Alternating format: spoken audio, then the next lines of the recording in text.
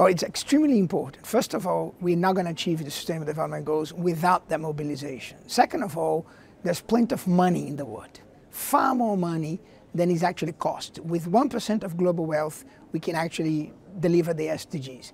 We need to create enabling environments as well as policy and financial de-risks that makes the private sector comfortable in allocating resources to developing countries as well as to sustainability issues, which at the moment they see as too much of a risk in the risk-return equation.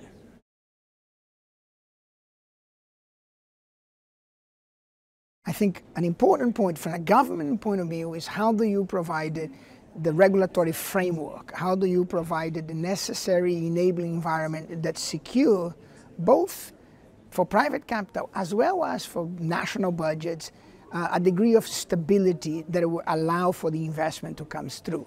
From the private sector point of view, I think it is very important that as they make commitments to net zero or to the SDG investments, that they internalize what those commitments means on their management practice every day. It's not just in terms of, oh, how do we report, but how you make decisions, how do you analyze the sustainability objectives you have as a company, and therefore, how do you then marry the enabling environment that a government is giving you with your own desire to generate impact?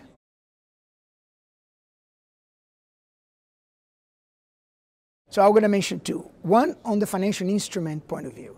We've seen a tremendous growth on the issuing of debt thematic instruments, green bonds, SDG bond. We ourselves at UNDP have been involved supporting governments to issue those bonds to the degree of $14 billion in the last few years. I think those bonds and the growth of those bonds, if we can marry it to some degree of guarantees that can then lower the cost of capital to developing countries to access the capital market, would be great. The second one is the implementation of the disclosure standards, the ISSP, the TNFD. How we implement and put those standards into practice are going to become another very important piece on this.